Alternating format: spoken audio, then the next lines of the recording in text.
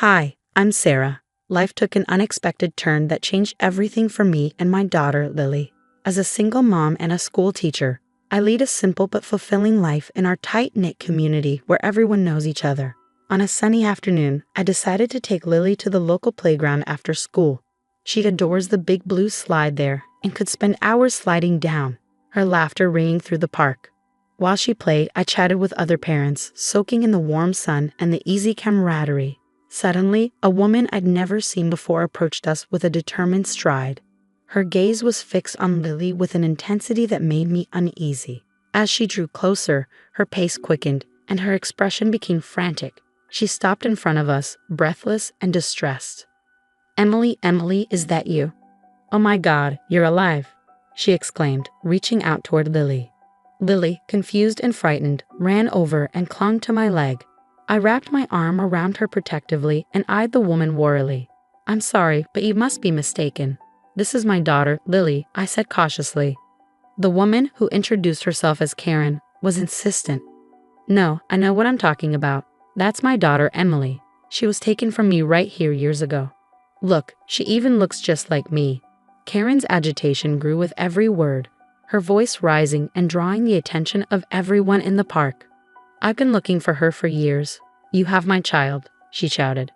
Trying to stay calm, I replied, "I understand you're upset, but there's clearly a misunderstanding. Lily has been with me since birth, and I have all the documentation to prove it." But Karen wasn't listening. She began pleading with bystanders, "Please help me. This woman has my child." Her desperation was palpable, and soon someone called the police. As we waited for the police to arrive, I did my best to comfort Lily, who was now crying, frightened by the commotion. "It's okay, honey. Mommy's here. Everything will be all right." When the police arrived, they had to physically restrain Karen as she tried to pull Lily from my arms. "Please, officer, she's my daughter. You have to believe me."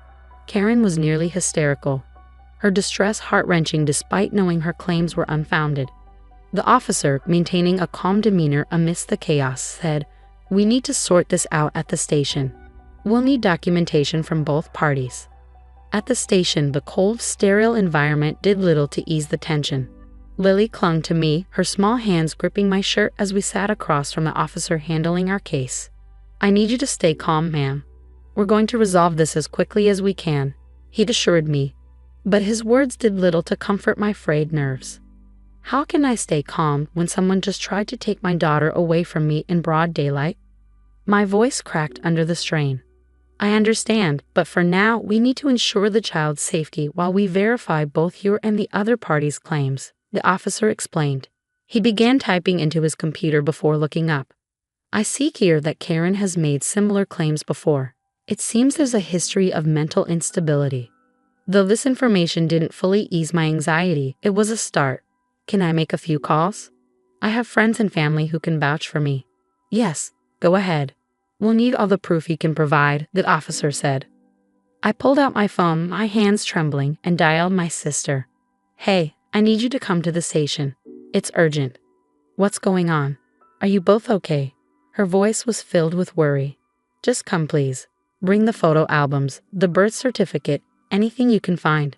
As I made more calls, rallying support, Karen sat in a corner of the room, murmuring to herself. Despite everything, I couldn't help but feel a pang of sympathy for her.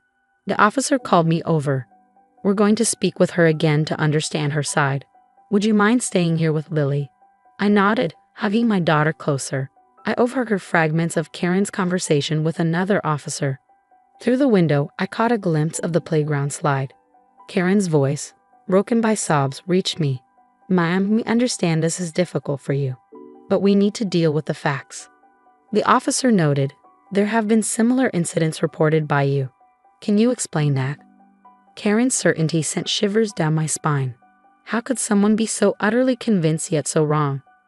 As my family and friends began to arrive, each bringing pieces of our shared history, I started to piece together a timeline of Lily's life on the station's conference table.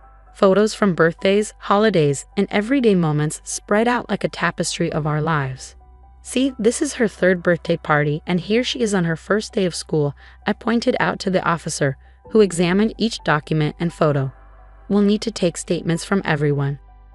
the officer said, motioning for my sister to sit down first.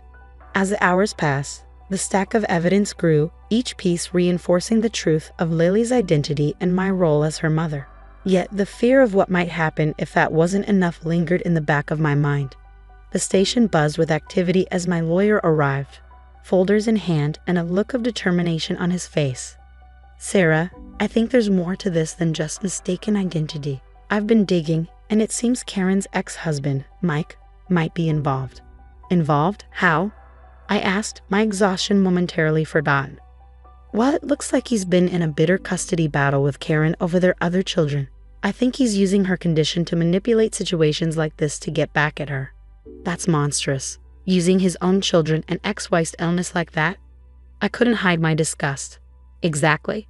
I think if we can get him to admit it, we can clear this up much faster and help Karen too." "What do you suggest?" "Let's set a trap.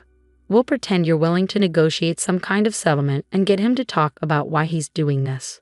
We'll record it." "Is that legal?" "With consent in one party states, yes. I'll handle the details. Just follow my lead."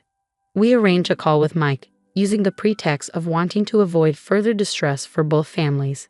Mike agreed, perhaps eager to manipulate the situation to his advantage. "So Sarah, I hear you want to settle this without more fuss." "Smart move." Mike's voice oozed Fox concern through the speaker. "Yes, I just want what's best for everyone involved." "Tell me, Mike, why do you think Karen is so convinced my daughter is hers?" I asked, playing into his narrative. "Let's just say sometimes people see what they want to see, especially if they're nudged in the right direction," he replied with a smugness that made my skin crawl. "Nudge how exactly?" "Well, if someone were to show her pictures, tell her stories that align with her delusions, it's not hard to see how she might come to believe it, especially if it helps me in the custody battle." His admission was cold and calculated. My lawyer signaled to me, his phone recording every word. "And what is it that you want, Mike?" "Just my fair share. And if using Karen's instability helps me get that, then so be it." The call ended, and my lawyer wasted no time presenting the recording to the police. They acted swiftly. Mike was arrested, and the evidence of his manipulation led to a re-evaluation of Karen's mental health treatment. In the aftermath, Karen, now understanding the truth, withdrew her claim. She was visibly shaken by the revelation of being used as a pawn in her ex-husband's vendetta. I had no idea. "I'm so sorry, Sarah. I never wanted to hurt anyone, especially not a child," she said, her words sincere and filled with remorse. "I know, Karen. I hope you get the help you need." I replied softly, my anger replaced by a sense of pity and relief. With Mike in custody and Karen starting proper treatment, I hugged Lily, feeling the weight of the world lift off my shoulders. This ordeal was over, but the journey to healing was just beginning for all of us. Back at home, the warmth of our living room felt like a sanctuary after the storm we had weathered. Lily played on the floor, her giggles soothing my frayed nerves. The doorbell rang, and when I opened it, I found neighbors offering small gestures of support, casseroles, cookies, and even drawings from other children for Lily. "Sarah, we just wanted to say how much we admire how you handle everything. If there's anything you need, just say the word," Mrs. Thompson from next door said, her eyes kind. "Thank you, everyone. I can't tell you how much your support means to us. It's been tough, but I've been thinking about how we can prevent such things from happening again," I said, feeling a mixture of relief and resolve. "What do you have in mind?" Mr. Jacobs, always keen on community initiatives, asked. "I'm starting a program right here in our community center. It's about teaching parents about safety and legal rights, making sure we can all protect our kids and ourselves." "That sounds wonderful, Sarah. Count us in," Mrs. Thompson's son said, placing a comforting hand on my shoulder. As weeks turned into months, the program took shape with regular meetings.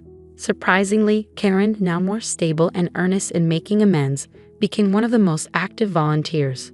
During one of the sessions, Karen shared her experience. "I was manipulated, and it clouded my judgment. I want to help others see the signs before it's too late," she said, her honesty and effort adding a deep layer of authenticity to the program. Parents listened, moved by her story, and learned to spot the subtle signs of manipulation and mental health issues that could threaten their families. "Karen, thank you for being so open. It's not easy to talk about these things." I acknowledged her after a session, genuinely grateful for her contribution. "It's the least I can do, Sarah. Thanks for giving me the chance to make things right," she replied. As the program grew, so did Lily and I in our new routine. Every Sunday, we volunteered at the community center together, turning our past ordeal into a proactive mission to help others. "Mommy, I like helping. It feels good, right?" Lily's innocent remark one Sunday morning made me pause. I realized just how much she'd grown through all this. "It does, honey. Helping others gives us strength we never knew we had," I said, smiling down at her as the sunlight caught her hair, turning it golden. It felt like the metaphorical light at the end of our tunnel. We walked hand in hand into the community center, ready to greet another day of making a difference. Our hearts were lighter, and our bonds stronger, a testament to our journey from victims to victors. The story has come to an end, but it leaves us with thought-provoking themes about trust, manipulation, and redemption. How would you handle a situation where someone falsely claims your child as their own? What steps would you take to protect your family while dealing with the accuser, who might be manipulated or suffering from a mental health issue? This scenario isn't just a test of our legal acumen, but also of our empathy and resilience. Share your thoughts and experiences in the comments below. Your insight could be invaluable to someone facing similar challenges. If you found this story compelling, please like this video and consider subscribing for more discussions like this. Your support helps us bring more of these stories to light.